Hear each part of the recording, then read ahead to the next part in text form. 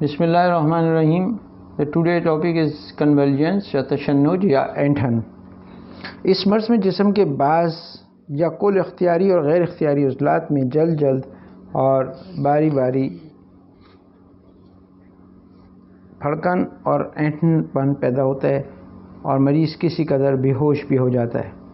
یہ بذات خود کوئی مرض نہیں ہے بلکہ دوسرے امراض کے نتیجے میں بھی پیدا ہو سکتا ہے.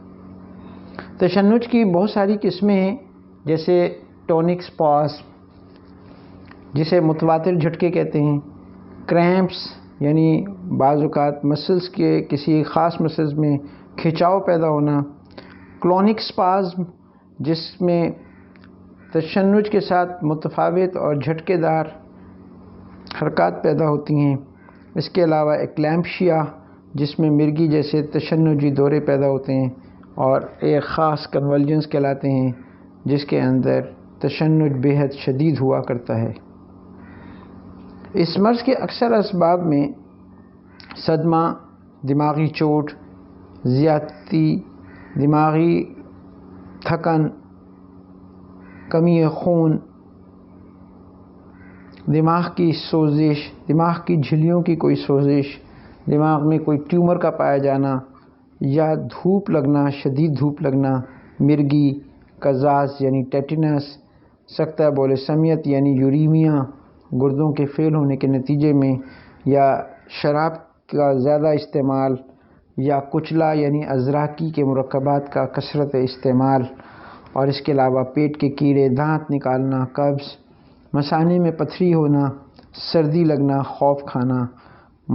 خسرہ کی پیچیدگیاں، مردوں میں جلک کی بیماری یا کثرت مباشرت، غصہ اور رنج میں زیادہ دیر تک رہنا،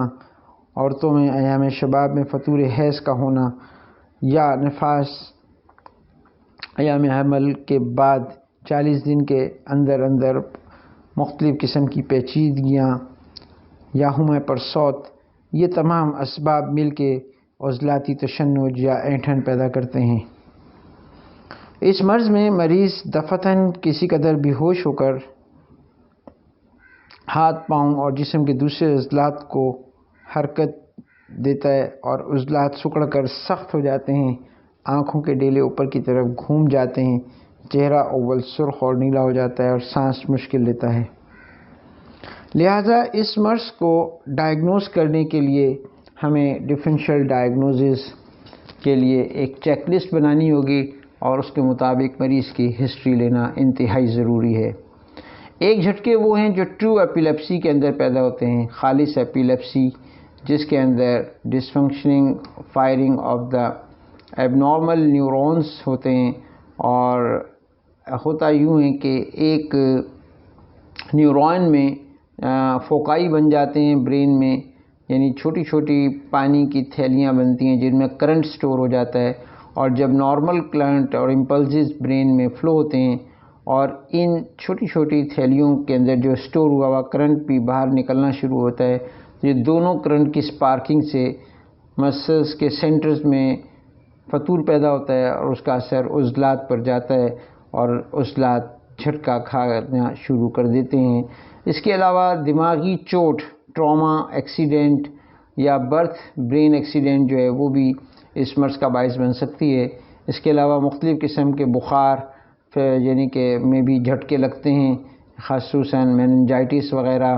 اور ہائی گریڈ فیور میں بھی دماغی مراکز متاثر ہو جاتے ہیں. اس کے علاوہ ویسکولر لیجنز یعنی مختلف قسم کی شریانوں میں کوئی سدہ پیدا ہو جائے یا شریانیں سخت ہو جائیں، جس کی وجہ سے فالج جیسی علامتیں بھی پیدا ہوتی ہیں، جس کو ہم سی بی اے یا سیریبرو ویسکولر ایکسیڈنٹ کہتے ہیں. اس کے علاوہ آرٹیریو وینس میلفارمیشن یعنی اے وی فارمیشنز، یعنی کہ آرٹریز اور وینس کے درمیان بے ربطگی پیدا ہو جاتی ہے، جس کی وجہ سے سدے پیدا بننا شروع ہو جاتے ہیں جو اس مرض کا باعث بنتے ہیں. اس کے علاوہ سسٹمک ڈیزیز جس کے اندر رینل فیلئر، ہیپیٹک فیلئر اور ریسپیریٹری فیلئر شامل ہیں. رینل فیلئر کی وجہ سے یوریا جو ہے وہ برین کے سیلز کے اندر ڈپازٹ ہوتا ہے، ہیپیٹک فیلئر میں امونیا دماغ کے سیلز میں جمع ہو جاتا ہے، جبکہ ریسپیریٹری فیلئر میں آکسیجن کی کمی اور کاربن ڈائی آکسائڈ کی زیادتی جو ہے وہ دماغی مراکز کے اوپر اثر انداز ہوتی ہے اور اس مرض کا باعث بنتی ہے۔ اس کے علاوہ مختلف قسم کی انفیکشنز جس میں میننجائٹس، انسیفلائٹس اور سیریبرل میلیرائی ہیں، تو یہ مختلف قسم کے وائرل اور بیکٹیریل انفیکشن بھی اس مرض کا باعث بن سکتے ہیں۔ نیز برین ٹیومرز میں برین ایبسس اور فیبرائل فٹس جو ہیں وہ کنولجنس کا باعث بن سکتے ہیں۔ اس کے علاوہ ہائپوکیلسیمیا، کیلشیم کی کمی بھی عضلات کے اندر کھچاؤ اور اسپاسٹیسٹی پیدا کرتی ہے۔ اس کے علاوہ ہائپوپروٹینیمیا اور ہائپوگلائسیمیا بھی مسکولر کھچاؤ پیدا کرتے ہیں۔ ٹیٹنس، تشنج کا جرثومہ بھی اس مرض کا باعث بن سکتا ہے۔ نیز جنرلائز سیزر جس میں پرائمری جنرلائز اور سیکنڈری جنرلائز سیزرز ہیں جس کو ہم گرینڈ میل اور پٹ میل ایپیلیپسی کہتے ہیں۔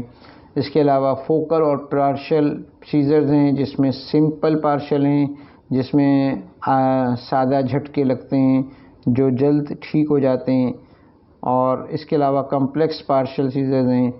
جو کہ مختلف قسم کی پیچیدگیاں پیدا کرتے ہیں۔ تو یہ ایک مختصر اینٹی ایپیلیپٹک ڈرگس کا موڈ آف ایکشن ہے جس کے اندر دکھایا گیا ہے کہ مختلف قسم کے نیورو ٹرانسمیٹرز اور انفلیکس آف دا نیورو ٹرانسمیٹرز کو جو ہے روکا جا رہا ہے، ریڈیوس کیا جا رہا ہے، جس کی وجہ سے جھٹکے لگنے میں عارضی طور پہ افاقہ پیدا ہو جاتا ہے۔ اس کے علاوہ پوری دنیا میں اس مرض کے اندر تقریباً 50 ملین کے قریب لوگ افیکٹڈ ہوئے ہیں، اور اکثر 70% لوگ اس کا ٹریٹمنٹ کرتے ہیں، لیکن بہت سارے لا علاج مریض جو ہیں ان کی فیملی اور ان کی نجی زندگی اور سوشل لائف جو ہے وہ تباہ ہو کر رہ جاتی ہے، وقت پہ تشخیص نہ ہونے کی وجہ سے اور وقت پہ علاج نہ ہونا اس مرض کے انتہائی خطرناک ثابت ہوتا ہے۔ تو یہ جیسے کہ آپ پیتھوفیزیولوجیکل پکچر دیکھ رہے ہیں کہ جس کے اندر مختلف قسم کے اینٹیجنز جو ہیں وہ سیلولر ڈیتھ کی باعث بن رہے ہیں۔ اس کے علاوہ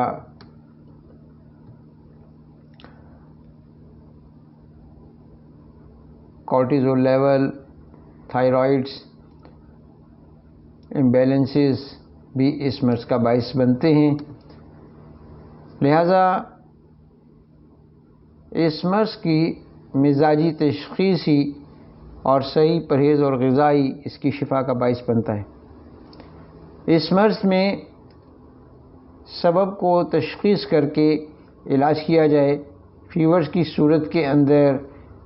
نسخہ نمبر 9 یعنی شاطرہ چرایتا سرپوکا منڈی وناب حلیلہ سیاہ اور کرسر الصوت انتہائی مفید ثابت ہوتی ہے۔ معجون مصفی شربت عناب مختلف صورتوں میں دیا جاتا ہے، انفیکشنز میں اور فیورز میں۔ ویسکولر لیجنز کے اندر ہم عرق گاؤ زبان استعمال کرواتے ہیں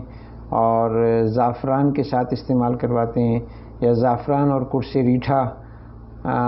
1:10 کی ریشو سے بنا کے استعمال کرایا جاتا ہے۔ اس کے علاوہ ٹرو ایپیلیپسی میں لبوب معتدل، لبوب صغیر اور لوک معتدل استعمال کروائی جاتی ہے صبح و شام، اور بچوں کو